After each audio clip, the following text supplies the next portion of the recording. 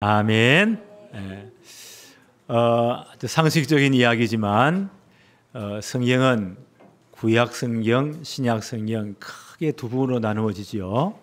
그래서 구약 성경은 39권으로 되어 있어요. 그리고 신약 성경은 27권. 주일학 학생들이 외울 때 3927.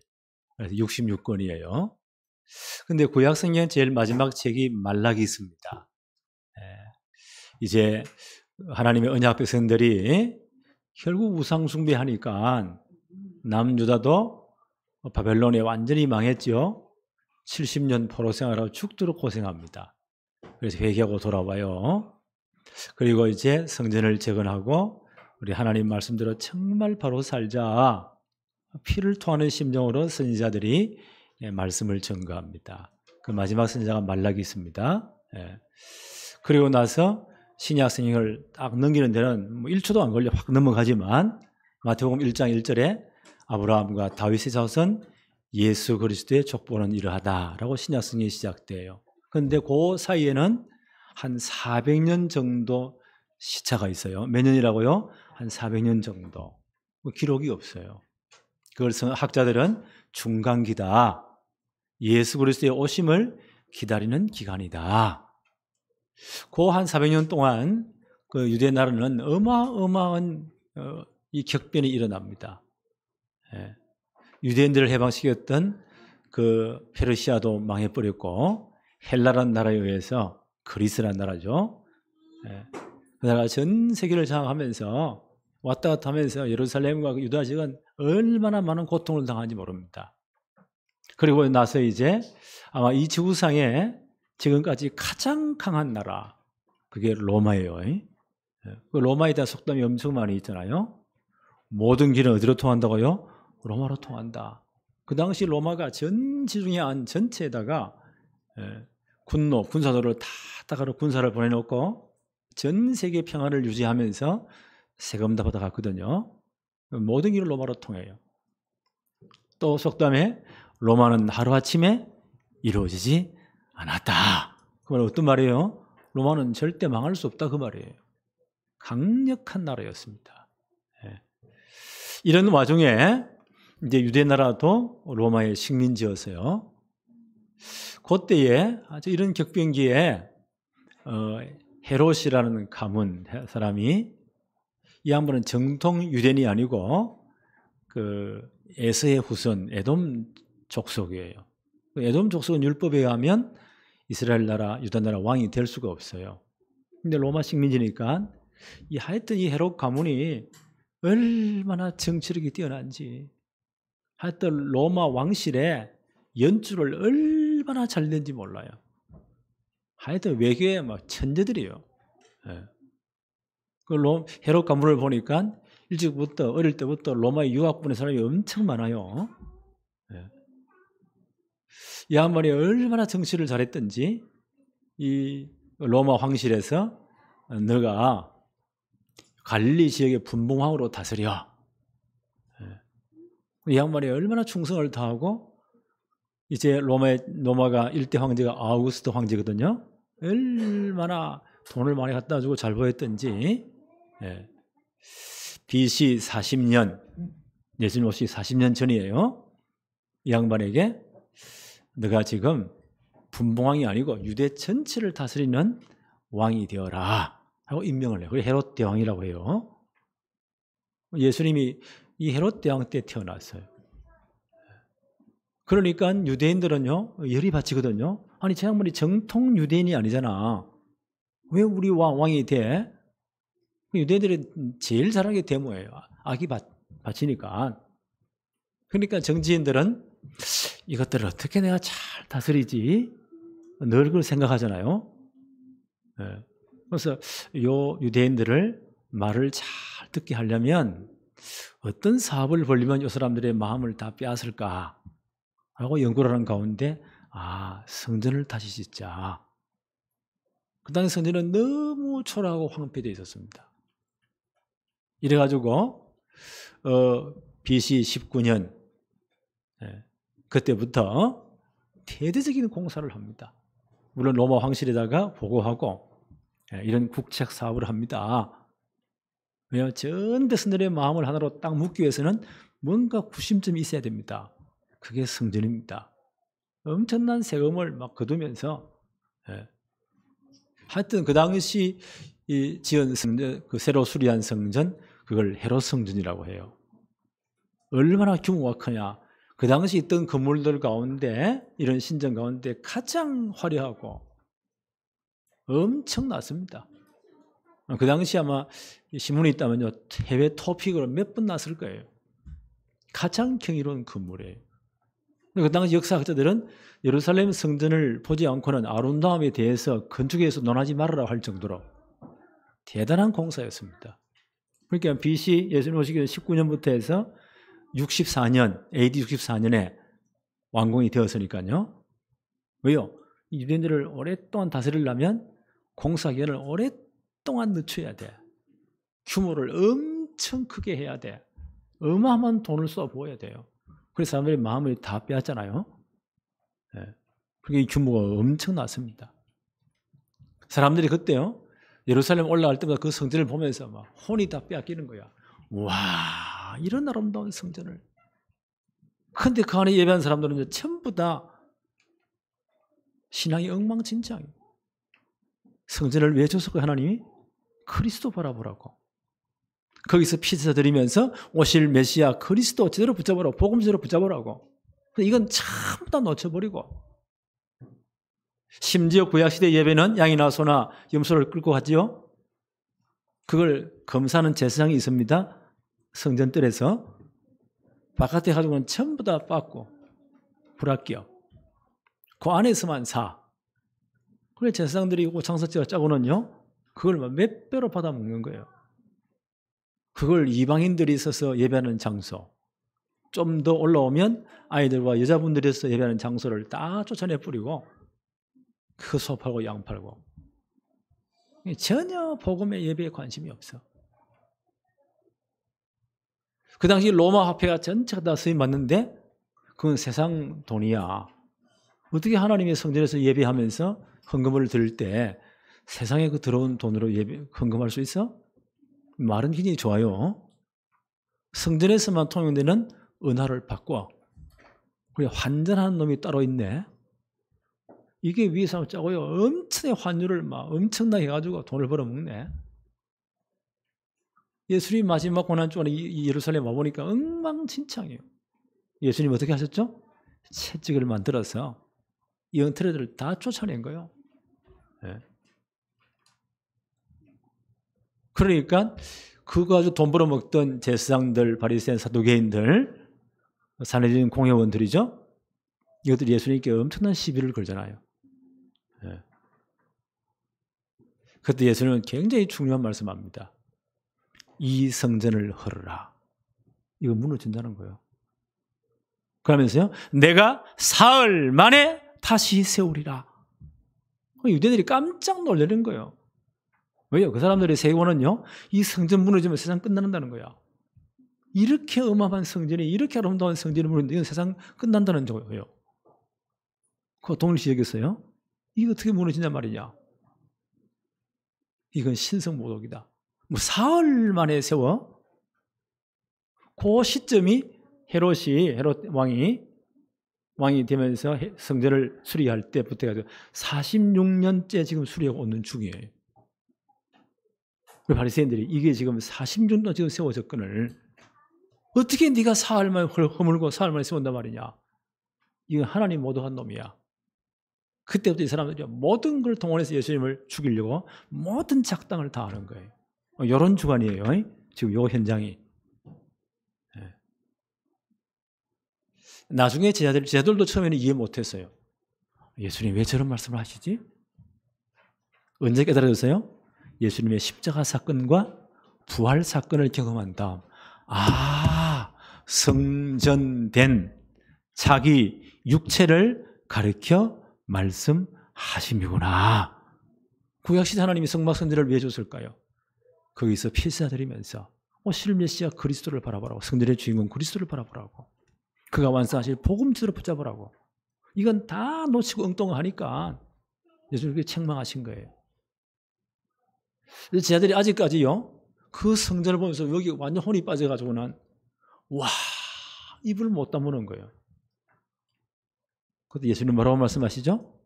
이 성전이 돌 하나 돌 위에 남지 않고 다 무너질 것이다. 예수님의 예언의 말씀이에요. 지금 40년대 지어오고 있어요. 예수님의 그 말씀 이후에 한 40년 후에 AD 70년이죠.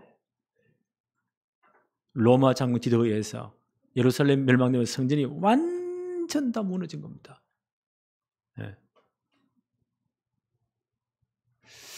이런 엄청난 끔찍한 말씀하니까요, 제자들이 주님, 어느 때 이런 일이 일어납니까? 아직까지 그 사람 생각 속에는요, 예루살렘 성전 무너지면 세상 끝나는 거야. 언제 이런 일이 일어날 겁니까? 어떤 징조가 있습니까? 오늘 누가복음 21장 말씀은 여기에 대한 예루살렘 성전 파괴와 함께 저 역사 끝날 심판을 동시에 예수님이 지금 말씀해 주시는 거예요. 네. 여러분 잘 생각해 보세요. 우리가 높은 산에 올라가가지고 앞을 쫙 보면 참 멀리쯤 가까이 있는 산은 선명해 보이죠? 그 뒤에 저 멀리 있는 산은요, 분명히 보이는데 흐릿하게 보여요. 그렇잖아요? 네. 그 예수님의 역사에 대한 예언, 앞날에 대한 예언도요, 요렇게, 요런 그림을 보듯이 말씀하시는 거예요. 그래서 학자들은 말하기를, 이런 수사법은 예언적 원근법이다. 우리가 미술을 배울 때, 저 끝에 이런 사각구도 있잖아요. 앞에 거는 크고, 뒤에 거는 점점 작아지는 것, 흐릿하게 보이도록. 예루살렘 성전 파괴가 징조가 되어서 이런 것 같은 사건들 역사의 마지막 날 종말이 올 것이다. 하면서 이런 설명을 좀 하시는 거예요. 예. 오늘 그 본문 말씀입니다. 예. 징조가 되는 예루살렘 멸망. 오늘 성경 한번 볼까요? 누가복음 21장 20절 21절. 20절에 너희가 예루살렘이 군대에 에워싸이는 것을 보거든 그 멸망이 가까운 줄을 알아라. 이런 날이 올 거라는 거예요. 곧 그때에 유대에 있는 자들은 산으로 도망갈 것이며 성내에 있는 자들은 다 남아야 된다. 예루살렘 안에서는 전부 다 빠져남아야 된다. 전에 있는 자들은 그리 예루살렘 성으로 들어가지 말아야 된다.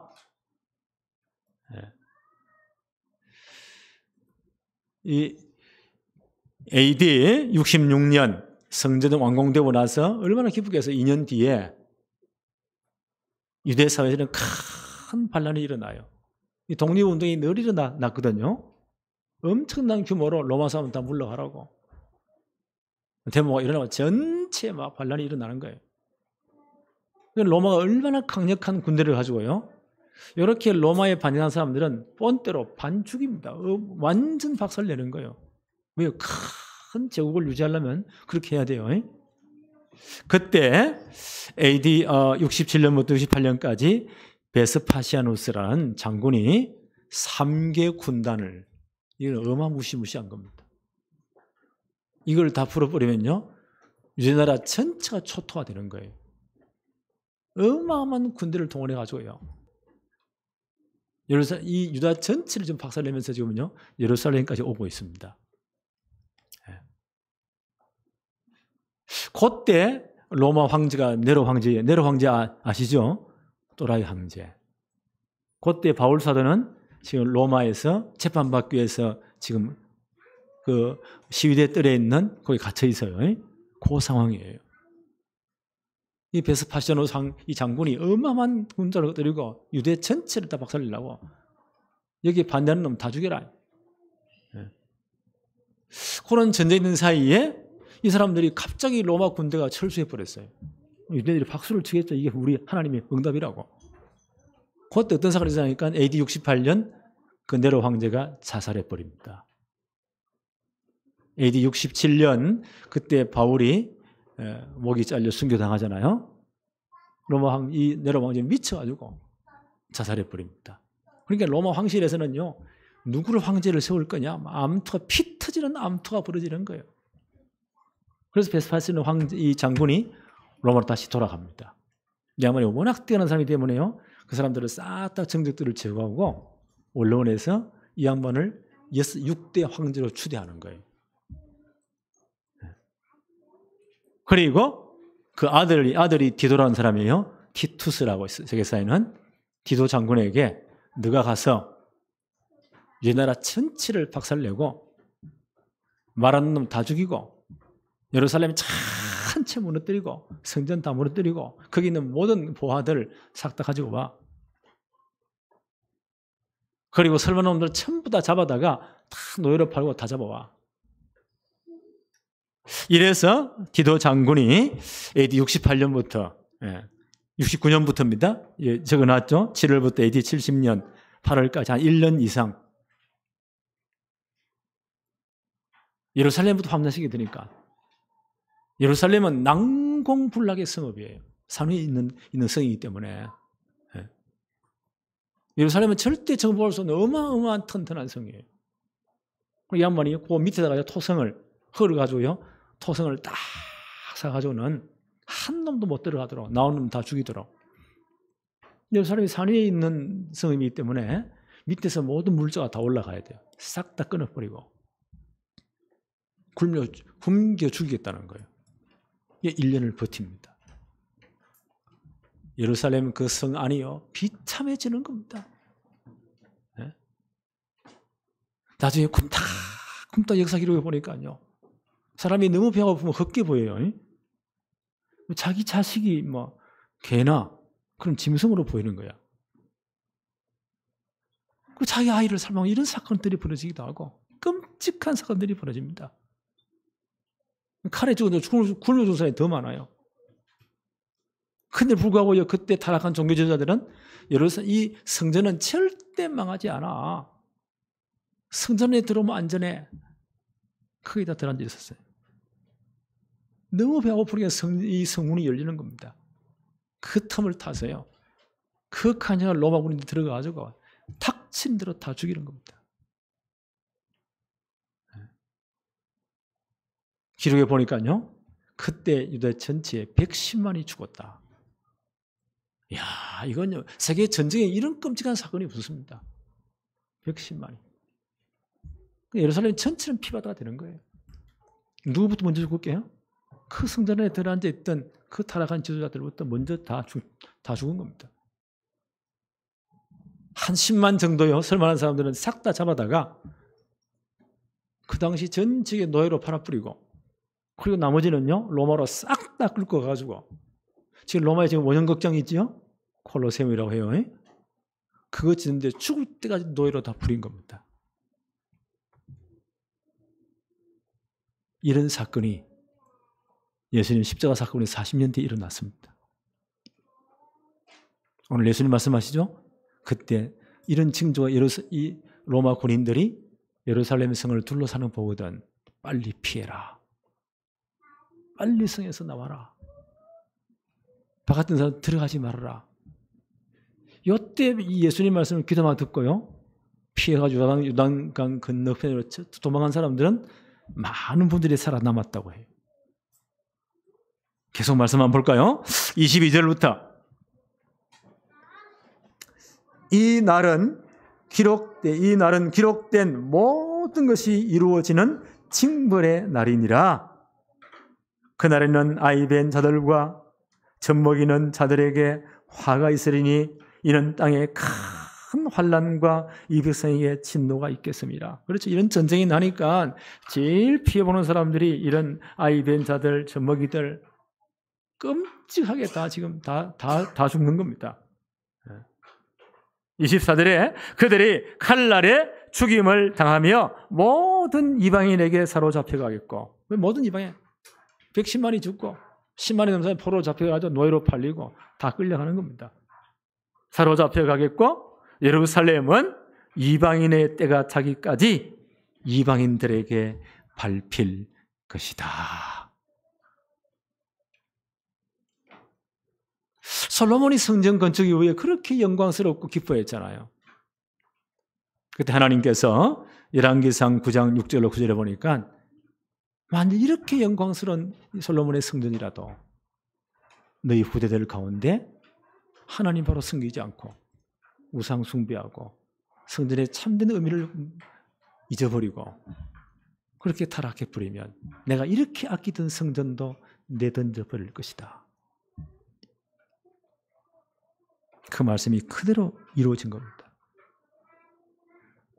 그때 이 어마어마한 성전이 보세요. 근 80여 년을 지었잖아요. 어마어마하잖아요. 하루아침에 다 무너지는 겁니다. 그 성전에는 엄청난 보화들이 있거든요.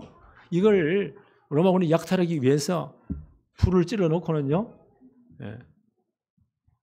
거기에 물을 부어버리니까요. 이 틈이 갈라지면서 그 엄청난 돌들이 다 깨지는 거예요. 그 안에 어마어마한 보석들은 전부 다 훔쳐가 버리는 거예요.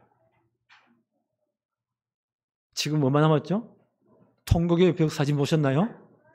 지금도 유대인들이 앞에 가가지고 정통 유대인들은 까만 옷 입죠? 까만 옷에 빵 모자 쓰고 연한 모자 쓰고 성에 하나 들고 아주 막 기도하며 울면서 하는 통곡의 벽. 그것만 지금 조금 남아있어요. 그때 어마어마한 성전 터전 딱 깨어지고 터전만 구석구석에 몇 개씩 지금 남아있어요. 이렇게 망해버렸습니다. 비참하지요.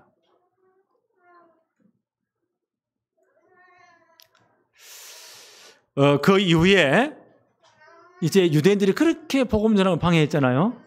성전 파괴 이후에 유대인들의 모든 조직들이 다 무너지면서 그 회당들이 전부 다 복음 전개의 길이 되는 거예요. 엄청난 복음 운동이 핍박 가운데 막 일어나기 시작하는 거예요. 그 예루살렘 전체는 텅텅 비어버리니까 그 이슬람들이 와가지고 여기에 적어놨죠. 7세기형 바위의 돔, 돔 오브 더 락.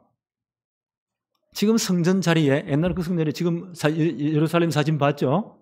노랗게 해가지고 돔이 되어 있고 밑에 육각형의 큰 건물이 있어요. 예루살렘 사진 보면 그게 중심으로 딱 나타나 있어요. 근데 그거는 성전이 아니에요. 무슬림들이 자기 신전을 세워놨어요. 그 이름이 뭐냐? 영어로 돔 오브 더 락, 바위의 돔이라고. 굉장한 건물이에요. 무슬림들이 성전에다 보란 듯이. 그러니까 중세에 거의 복음이 이제 확산되면서 유럽 전체가 기독교 국가잖아요. 그러니까 이게 이제 쪽팔리는 거라. 아니 그 예루살렘에 이슬람 사원이 세워져 있다. 저게 말이 되냐? 이래가 중세에 여러 가지 왕들이요. 돈 다 걷어가지고 저거 탈환해내야 돼. 라고 해서 한 200년 정도요. 지루한 전쟁을 일으킵니다. 그 예루살렘 탈환하려고. 무려 8번이나 엄청난 전쟁이 유럽 전체가 동원되는 거예요. 나중에 어른들은 죄가 많다고 해서 소년병들을 탁 해가지고 보내도 결국 안 되는 거예요. 왜요? 다 무너진다고 했잖아요. 복음에 관심 없으면 자 이런 엉뚱한 짓을 한다니까요.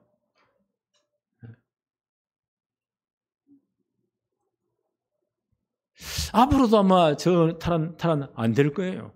왜요? 예수님 분명히 무너진다고 했잖아요. 참성전이 누구십니까? 예수 그리스도. 오시면 이제 그림자로 무너져야 돼요. 뭘 붙잡아야 되죠? 복음처럼 붙잡아야 돼요. 그러잖아요? 그 노선에 엉뚱한 짓을 하니까. 바울은 로마서 11장에 이런 말을 했습니다. 나는 유대인으로서 이방인의 사도로 부름받은 거 내가 너무 감사한다. 그래서 바울이 1차, 3차 전도여행 때 이방인 전 세계 가면서 얼마나 고생한 복음 전했습니까? 그런데 나는 내 민족들에 대한, 유대인들에 대한 내 가슴의 아픔이 늘 있다. 그들이, 하나님은 유대인들을 이 가나안 땅에 참 감람나무로 심었는데 이것들이 완전 복음 놓치고 언약 다 놓치고 다 망해버리고 돌 감람나무가 되었다. 완전 엉망이 되었다 해서 하나님은 꺾어버렸다. 유대인들을. 거기다 뭐요? 이방인인 돌 감람나무를 꺾다가 접붙였다. 그래서 그리스도의 진을 받게 해서 새로운 족속이 되게 했다. 그 유대인의 넘어짐이 이방인의 풍성함이 되었다. 그래서 이방인들의 복음이 계속 내려 이방인의 충만한 수가 돌아올 때까지 이 유대인들은 고통을 당할 것이다. 언젠가는 이들이 마지막 때에 돌아올 것이다. 그런 표현을 로마서 11장에 했어요. 지금이 어떤 때입니까? 이 복음이 땅끝까지 모든 이방 족속 모든 족속들에게 복음은 계속 지금 전거됩니다. 지금 이런 시간표예요. 그리고 이 복음은 땅끝까지 모든 족속에 다 전거될 거예요. 바울은 로마 11장에 또 특이한 표현을 썼어요. 그런데 유대인들을 왜 그러냐? 이방인들을 왜 이렇게 축복하느냐? 이 유대인들이 시기나게 하기 위해서. 그래서 마지막 때에 그분들 가운데 몇 사람들이 다시 주의 인기로 돌아올 것이다. 그래서 그런 유대인들을 메시아닉 주라고 해요. 네. 앞으로 많이 돌아올 것이다. 시기나게 해서. 저는 그걸 묵상하면서요. 야, 이 마지막 때에 유대인들을 시기나게 할 사람들이 누구냐? 유대인들을 시기나게 할 사람들. 유대인들이 2000년 동안 나라이고 돌아다니면 얼마나 서름을 당했으니까 이 양반들은 두 가지밖에 없어요. 우리 어떻게 우리 살아남아야 돼? 그러기 위해서는요. 우리는 하나님 놓쳐서 이제 이렇게 고난당하잖아.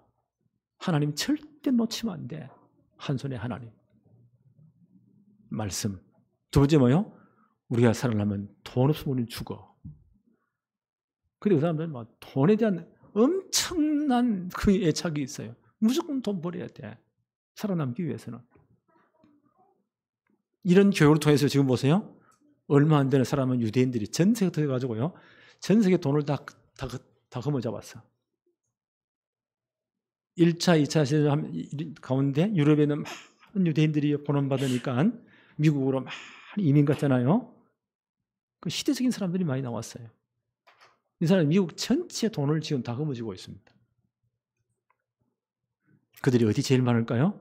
뉴욕에 제일 많아요. 뉴욕의 모든 금융, 모든 회사들 유대인들이 돈을 다 쥐고 있어요. 그 양반들이 시기날 게 뭐가 있겠어요? 그들을 시기나게 한다. 나는 두 가지 생각해요. 첫째, 신앙, 하나님. 신앙. 지구상에 많은 교회들 가운데 한국 교인만큼 이렇게 별난 사람은 없어요. 하여튼 뭐 교회 짓는데 다른 민족 이런 민족이 없다고요. 빚내가지고 집 팔아가지고 그 헌금하는 민족 우리밖에 없어요. 새벽부터 와가지고 찬양하면서요, 막 주여 구함 이런 민족 우리밖에 없어요 지금요. 그것도 금요 철학까지 막 여러분 금식하면서 와 이건 못 말립니다. 유대인들이 발 뻗고도 우리 영성을 못 따라와요. 지금도 북한에는요 진짜 신앙을 지키기 위해서 숨은 지하성들이 얼마나 많은지 모릅니다. 이 영성을 유대인들은 발 뻗고 못 따라와요.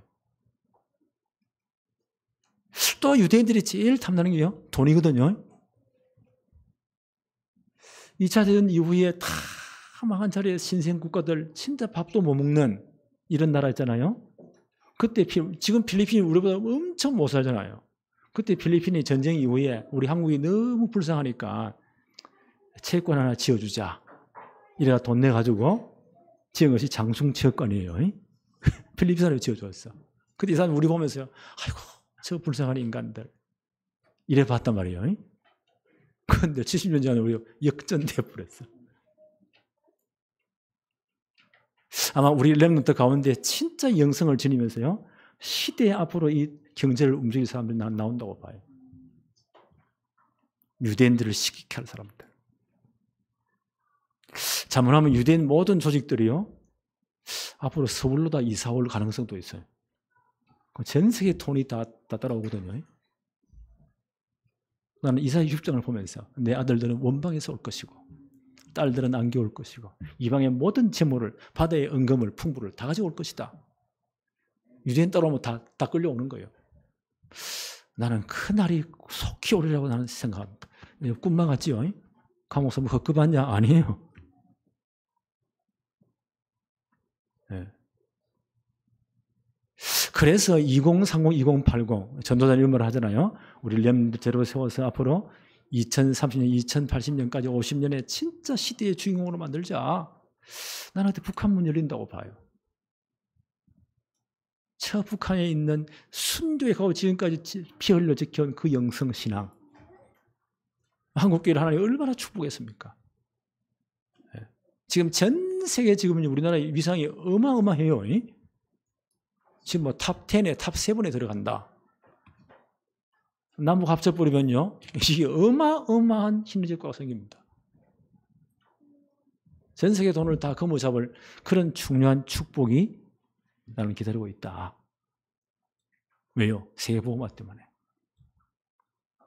이게 로마서 11장의 바울의 주장이에요.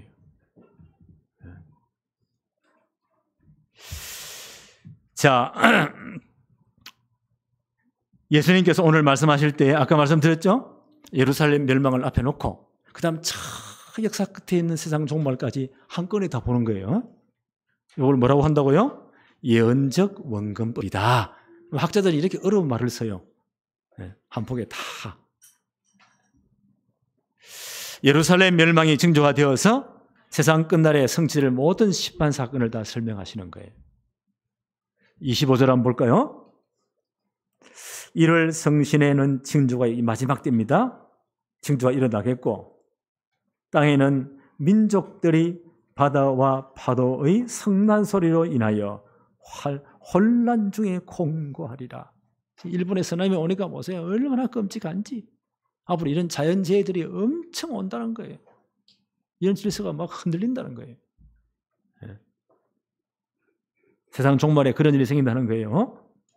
26절, 사람들이 세상에 임할 일을 생각하고 무서워함으로 기절하리니, 기절할 일들이 앞으로 생깁니다. 코로나 이거는 시작에 불과합니다. 이런 일들이 온다는 거예요. 이는 하늘의 권능들이 흔들리겠음이니라.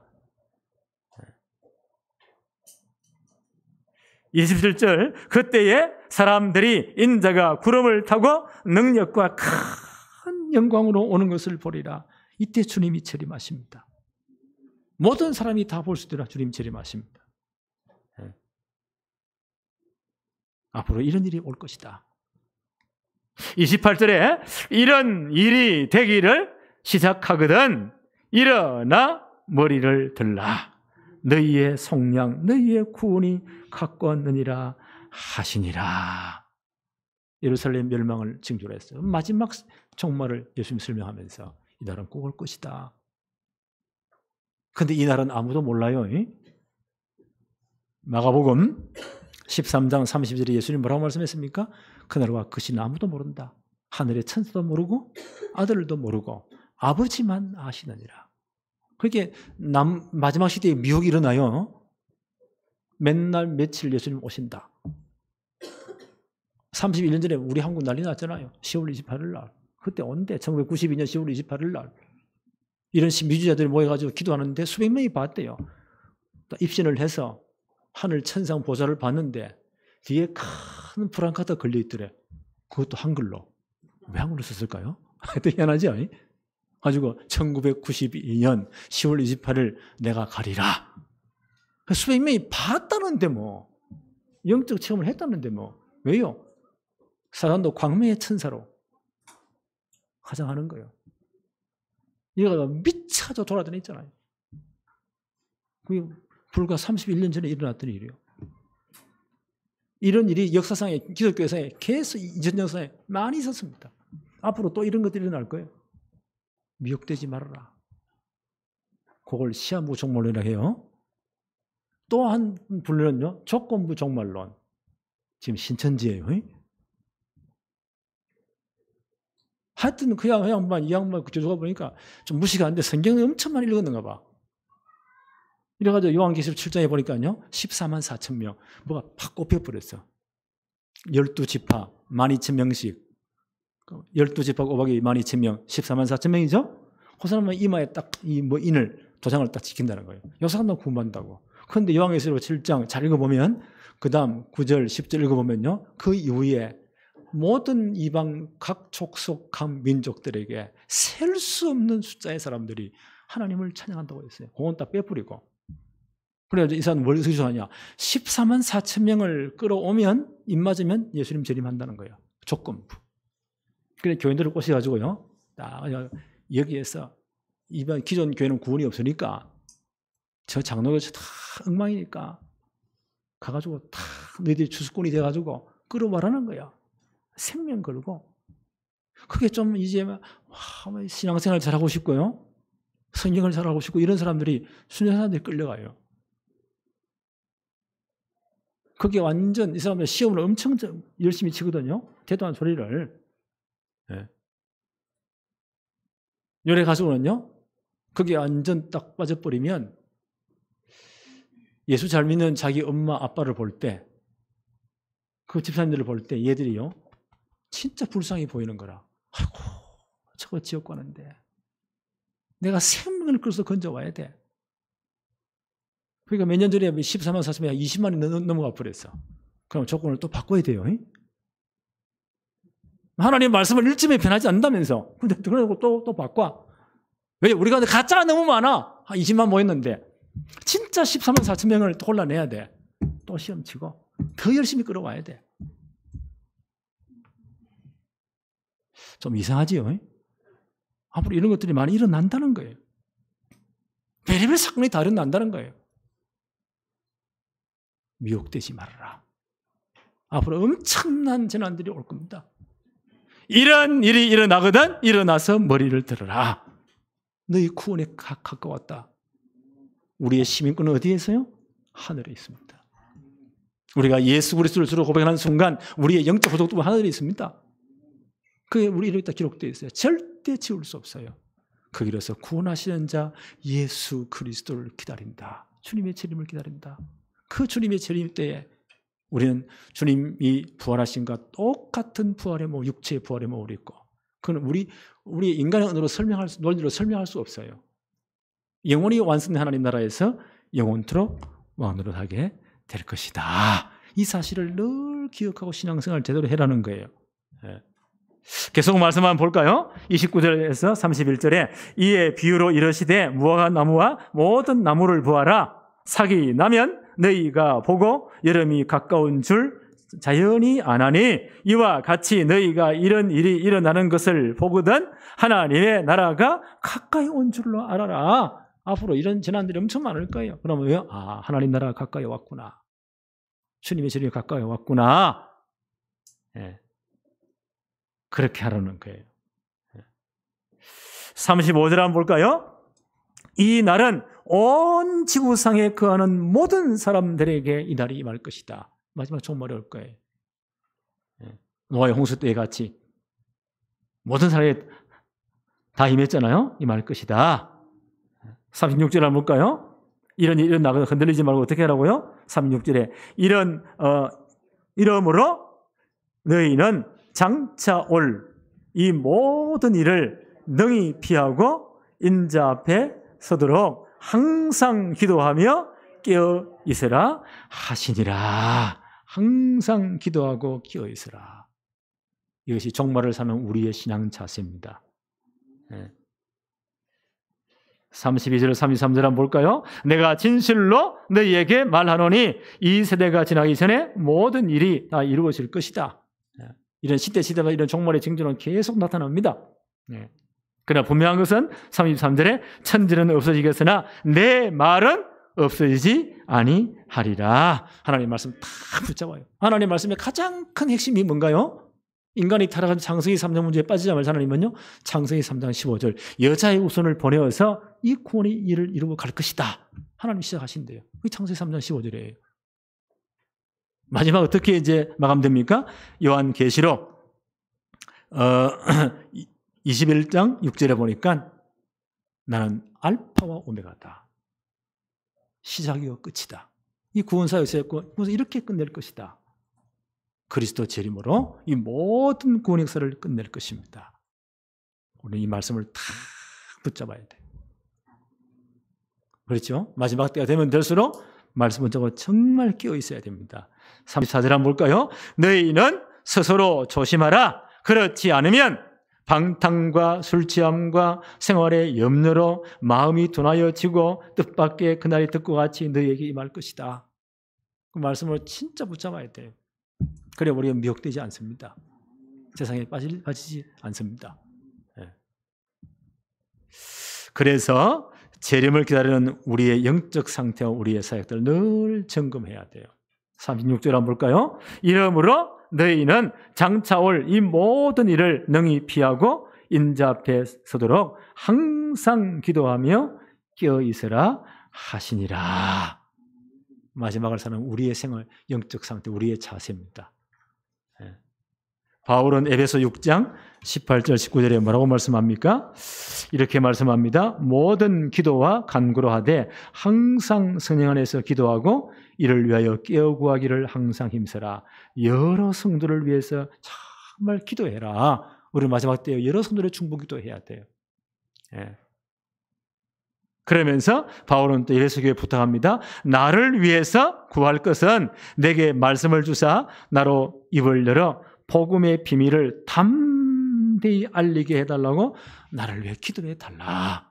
이런 목사를 위해 진짜 기도해야 돼요. 목사님 설교 이렇다 저렇다 그런 불평하지만 그 기도하는 사람 그 불평할 자격이 없어요.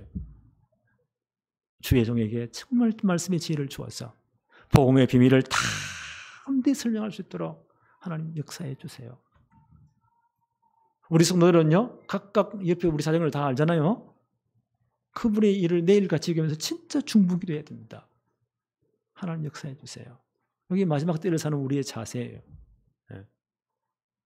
골로새서 4장 2절 3절에 이렇게 바울은 기록합니다. 기도를 계속하고 기도에 감사함으로 깨어 있으라. 또한 우리를 위하여 기도하되 하나님이 전도할 문을 우리에게 열어주사 그리스도의 비밀을 말하게 하시기를 구하라. 내가 이 일 때문에 매임을 당하였노라. 그리하면 내가 마땅히 할 말로서 이 비밀을 나타내리라. 무슨 말입니까? 진짜 복음 전거를 위해 기도하라는 거예요. 마지막 때. 왜요? 복음은 땅 끝까지 모든 족속에 전거되는 주님 재림하시니까. 그래서 오늘 명절을 우리가 잘 활용해야 됩니다. 지혜롭게 활용해야 돼요. 어차피 다 모이니까 절대 논쟁하지 마세요. 내가 너를 위해 정말 기도하고 있다. 하나님이 정말 너를 축복할 거다. 하나님한테 지혜를 줄 겁니다. 한 분 한 분 진짜 기도하세요. 선물도 많이 하세요. 마음을 얻기 위해서. 왜요? 사도행전 16장 31절에 주 예수를 믿으라. 그리하면 너와 내 집이 구원을 얻을 것이다. 그랬잖아요. 내가 예수 믿는 거 우리 가족 전체 하나님 계획이 있어요.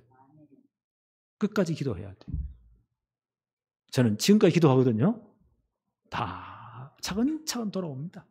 말 안 해도 다 돌아오게 되어 있습니다. 진짜 어려움 다음은 목사 찾아와서 어떻게 하면 좋으냐 물어봅니다. 그때 노는 입에 주 예수를 믿으라. 그러면 너의 집이 구원 얻으리라. 그래서 명절에 가장 많이 기도해야 돼요. 우리 불신 가족들 한 사람 한 사람 놓고 아까 집사님 기도했죠? 하나님 나라는 한 영혼이 천하보다 귀하대요. 하나님 그렇게 우리를 대우해 주셨어요. 그러고 진짜 기도해요. 자세히 보면 정말 도울 게 보여요. 저들을 위로하고 도와주고. 또 우리 주위에 누가 있다고요? 영생을 주시기로 작정해 놓은 사람이 있어요. 그 사람 이마에 뭐 작정된다 써놨습니까? 우리는 몰라요. 그래서 기도해 보는 거예요. 저 사람이 정말 예수 믿어야 되는데 이런 마음에 감동이 와요. 그럼 정말 전도할 기회를 다 삼으시기 바랍니다. 월 명절 그렇게 보내면 되는 거예요. 그래서 우리는 그리스도의 비밀을 담대히 말하기를 정말 기도해라. 그래서 우리 이제 전체 우리 단체에서는요 237 빛날에 제대로 복음 전해야 되니까 가장 좋은 방법이 뭐라고요? 거기 있는 사명자 불러와서 신학 훈련 시켰어, 전도 훈련 시켰어, 목사로 먼저 보내면 제일 빨라요. 앞으로 우리 진짜 기도해야 됩니다. 우리 전 교회들이 한두 명 다 불러와서 훈련시켜 정말 파송해야 돼요. 그래서 기도부터 하세요. 앞으로 많은 다문화 다민족들이 우리나라에 살러 와요. 그 아이들 제대로 보호운동해서요 사명자로 만들어야 됩니다. 그래서 그들을 치유해줘야 돼요. 우리의 렘넌트를 최고의 어릴 때부터 영적 서밋, 기능 서밋, 문화 서밋 만들어서 시대 앞에 파송해야 돼요. 앞으로 이제 이 시대에 하나님 우리 이 나라를 설 하나님이 계획이 있다니까요. 지금 돌아가는 모든 걸 볼 때, 지금 유럽에 보니까요, 러시아가 얼마나 지금 우크라이나 전쟁 때문에 유럽 전체가 살벌하잖아요. 거기에 있는 여러 나라들이요, 한국 무기를 모사가서 막 난리라네. 인기 짱이야 보니까. 그게 엄청난 돈이 된다네요. 이야, 이렇게 위상이, 하나님 우리 민족, 우리나라를 이렇게 축복하시구나. 네. 그래서 우리 렘넌트를 제대로 이제 복음서 및 복음제로 딱 심고 제대로 달란트 찾도록 기능서 및 시대 문화 바꿀 만큼 딱 훈련시켜야 돼요. 그래서 이제 금토일 시대를 열어라. 금요철에 제대로 기도하고 토요일 핵심 모임에 제대로 말씀 붙잡고 주일날 예배에 정말 성공하도록 훈련시켜서요, 시대를 살리려 파송하자 앞으로. 그래서 이제 2030, 2080 2030년 얼마 안 남았어요. 2080년 50년을 아마 급변한 시대가 올 거예요. 이때는 북한문도 열리고 엄청난 문이 열릴 거예요. 여기에 우리 후대들이 렘넌트가 최고 주역되도록 이걸 기도하고 지금부터 진짜 헌신해야 됩니다. 하나님 이를 반드시 이루고 가실 거예요. 그래서 뭐라고 말씀합니까? 그래도 이스라엘이 내게 그렇게 해주기를 뭐 해야 할지니라? 기도해야 할지니라. 그래서 기도하는 거예요. 이 축복이 우리 모든 성도 렘넌트에 임하기를 바랍니다. 하나님 아버지 감사합니다. 오늘도 예루살렘 멸망을 예수님이 예언하시면서 그 너머 역사의 끝에 있는 세상 종말에 대해서 말씀하시면서 오늘 마지막 때를 사는 우리에게 귀한 말씀을 주셨사오니 언약으로 붙잡게 해 주옵시며 복음은 땅 끝까지 모든 족속에 전거되는데 우리가 237 지오 서밋의 최고의 축복의 시대를 열도록 하나님이 역사하여 주옵소서. 우리의 후대와 렘넌트들이 이 일에 가장 귀하게 쓰임받는 최고의 축복의 일꾼들이 되게 하여 주옵소서. 예수 그리스도 이름으로 기도하옵나이다. 아멘.